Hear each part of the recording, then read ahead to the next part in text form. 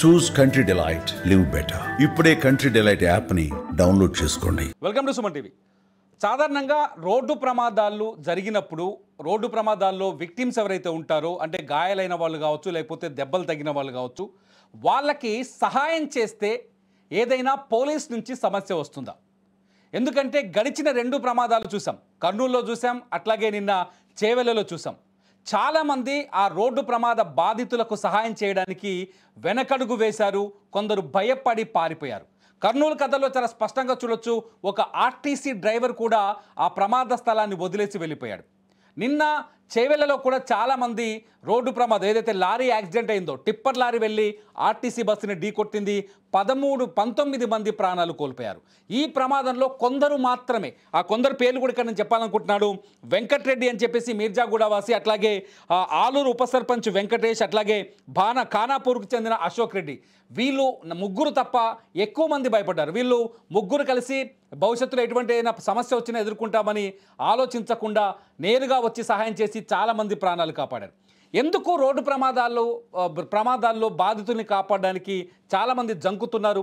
భవిష్యత్తులో పోలీస్ కేసులుంటాయని, కోర్టుల చుట్టూ తిరగాల్సి వస్తుందని ఆలోచిస్తున్నారా? ఈ అంశాలన్నింటినీ మనతో మాట్లాడడానికి లైవ్లో అందుబాటులో ఉన్నారు నిజామాబాద్ అడిషనల్ డీసీపీ గట్టు బస్వారెడ్డి. బస్వారెడ్డి గారు నమస్కారం. నమస్కారం అండి. మీకు సుమన్ టీవీ ప్రేక్షకులకు అందరికీ ధన్యవాదాలు. చెప్పండి బస్వారెడ్డి గారు. చాలాసార్లు చూస్తున్నాం, వరుసగా ప్రమాదాలు చూస్తున్నాం. మనం మొన్న కర్నూలులో చూసాం, నిన్న చేవెళ్లలో చూసాం. ఈ 2 చోట్ల చాలామంది ప్రమాదాలు జరిగినప్పుడు సామాన్యులు, అక్కడుండే వ్యక్తులు ఆ ప్రమాద బాధితులకు సహాయం చేయడానికి భయపడుతున్నారు. ఎందుకు అంటే రేపు పొద్దున కోర్టుల చుట్టూ తిరగాలి, పోలీసులు నోటీసులు ఇస్తారు, మమ్మల్ని విట్నెస్లుగా మారుస్తారు, ఇది మాకు సమస్య అవుతుంది అని చెప్పేసి. సహజంగా సహాయం చేసిన వాళ్ళకి ఇటువంటి ఇబ్బందులు ఉంటాయా? లేదండి, అలాంటి ఇబ్బందులు అయితే ఇప్పుడు ఎలాంటి ఇబ్బందులు ఉండవు. ముఖ్యంగా ఈ మన భారతదేశంలో ఎదుటి వాళ్ళకు సహాయం చేయాలంటే కొంత మన సమాజం ఇంకా అంత రెడీ కాలేదు అనుకుంటున్నాను. సమాజం బాధ్యతను, సహాయం చేసే బాధ్యతను ఈ సమాజం ఇంకా అలవాటు పరుచుకోలేదు. ముఖ్యంగా ఇలాంటి రోడ్డు ప్రమాదాల్లో గోల్డెన్ అవర్ అని ఉంటుంది ఒకటి. Within half an hour లోపల మనము ఏదైతే క్షతగాత్రులకు, అంటే ప్రమాదంలో గాయపడిన వ్యక్తులను మనము హాస్పిటల్లో తీసుకెళ్ళినట్లయితే వాళ్ళు మాక్సిమం అట్లాంటి గాయస్తులు బతికే అవకాశం 90% మనకు ఉంటుంది. కానీ మన సొసైటీలో, మన సమాజం ఇంకా ఎదుటి వాళ్ళకి ఇలాంటి ప్రమాదాలలో కానీ, ఇలాంటి ఇష్యూస్ లో కానీ ఎవరైనా గాయపడ్డా, ఎవరైనా బాధలు ఉన్నా సహాయం చేసే దాతృత్వం మన సమాజం ఇంకా అలవాటు పరుచుకోలేదు. నెంబర్ 1. నెంబర్ 2, మీరు అడిగిన ప్రశ్నకు, దీనిలో ఇలాంటి సమస్యలు వస్తాయంటున్నారు కదా, ఎట్టి పరిస్థితుల్లో పోలీస్ నుంచి కానీ, వేరే గవర్నమెంట్ ఆర్గనైజేషన్ నుంచి కానీ, ఎక్కడి నుంచి కానీ వాళ్లకు ఇబ్బంది పెట్టే పరిస్థితులు లేదు. దీనిలో క్లియర్ గా సుప్రీంకోర్టు గైడ్ లైన్స్ కూడా ఇచ్చారు. సుప్రీంకోర్టు డైరెక్షన్స్ ఇచ్చింది. Save life foundation versus union of India అనే దాంట్లో, ఆ కేసులో క్లియర్ గైడ్ లైన్స్ ఇచ్చింది. ఈ మనకు ఎవరైతే రోడ్డు ప్రమాదంలో బాధితులకు సహాయం చేసి, లేదంటే పోలీస్ స్టేషన్ కు, గవర్నమెంట్ కి ఇన్ఫర్మేషన్ ఇచ్చిన వ్యక్తులపై ఎలాంటి బలవంతపు సాక్ష్యాలను బలవంతపు చేయొద్దు, లేకపోతే వాళ్ళని ఇబ్బంది పెట్టొద్దని క్లియర్ గైడ్ లైన్స్ కూడా ఇచ్చింది. ఒకవేళ అలాంటి సహాయం చేసే వ్యక్తులు వాలంటీర్ గా వచ్చి నేను సాక్ష్యం చెప్తా, లేకపోతే అది చేస్తా అంటే దట్ ఈస్ ఓకే. కానీ అతనికి ఇష్టం లేకుండా ఎలాంటి కోర్సు స్టెప్స్ పోలీస్ నుంచి కానీ, గవర్నమెంట్ ఆర్గనైజేషన్ నుంచి తీసుకోవద్దని సుప్రీంకోర్టు డైరెక్షన్స్ ఉంది. అదే విధంగా 2015లో సెంట్రల్ గవర్నమెంట్ కూడా డైరెక్షన్స్ ఇచ్చింది.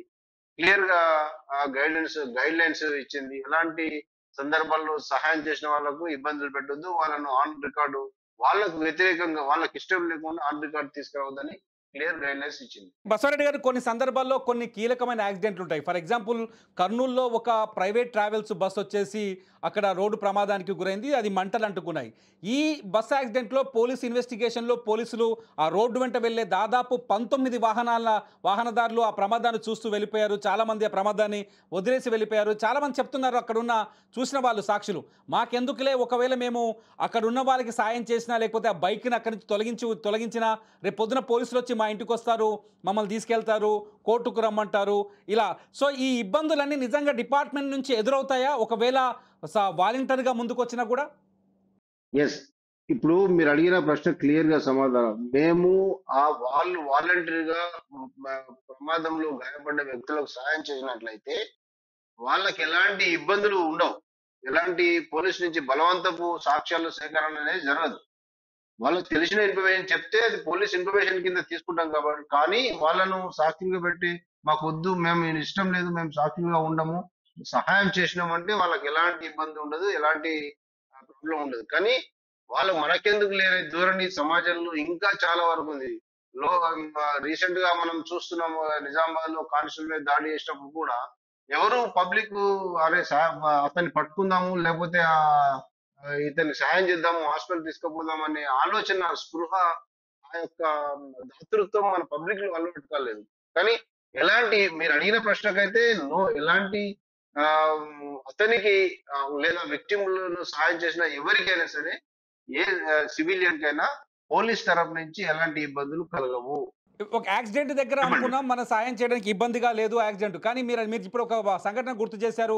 నిజామాబాద్లో మీ లిమిట్స్లోనే జరిగింది, పోలీస్ కానిస్టేబుల్ పైన ఫైట్ జరగడం. అటువంటి టైంలో కూడా ఒక హత్య జరిగినప్పుడు, లేకపోతే హత్యాయత్నం జరిగినప్పుడు, లేకపోతే ఒక ఫైరింగ్ జరిగినప్పుడు అక్కడున్న విక్టిమ్కి సాయం చేస్తే ఆ సాయం చేసిన వ్యక్తి కూడా పోలీస్ కేసుల్లో ఇన్వాల్వ్ అవ్వాల్సిన అవసరం ఉంటుందా? అది అది ఎంతమంది చెప్పాను, అట్లాంటి ఉండనే ఉండదు. అట్లాంటి విక్టిమ్ కు సాయం చేసిన వ్యక్తి ఒకవేళ నేను సాక్ష్యం చెప్పడానికి ముందుకు వస్తే, వాలంటీర్గా ముందుకు వస్తే ఓకే తీసుకుంటాం.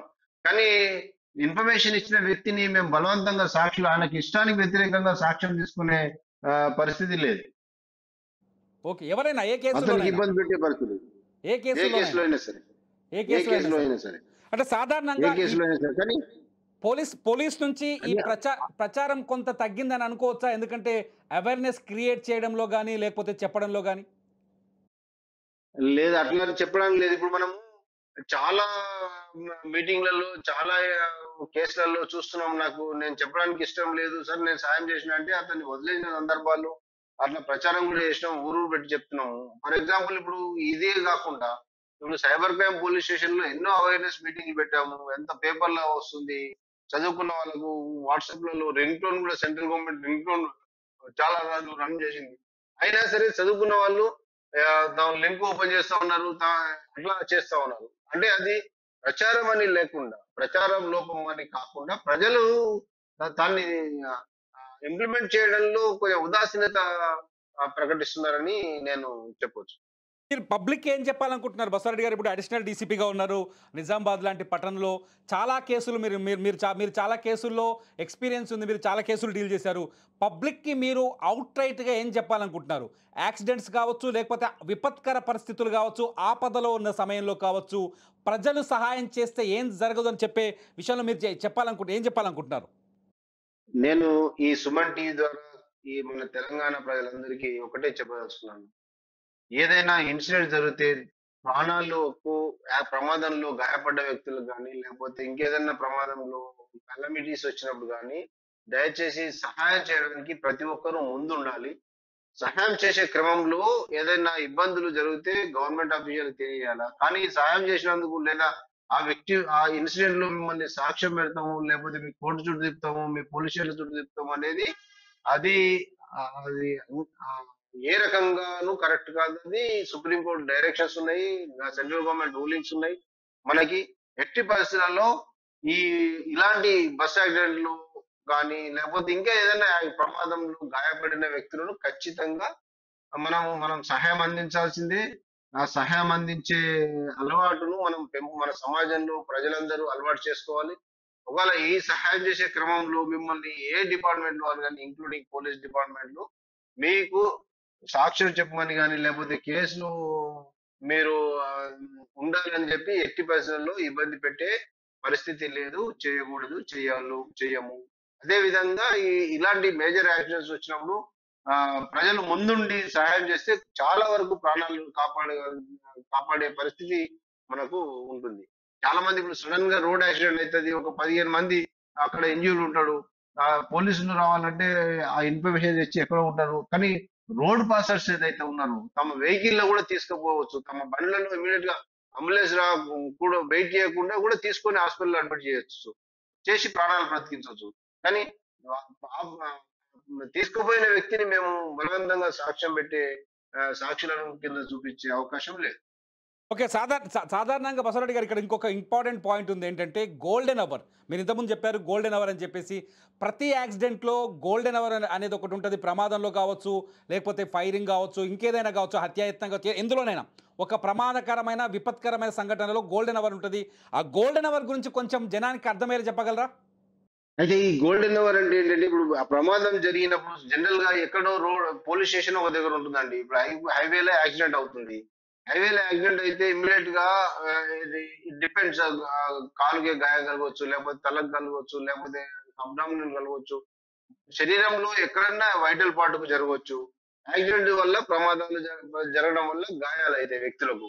కానీ పోలీసు రావడానికి, అంబులెన్స్ రావడానికి కొంత టైం పడుతుంది.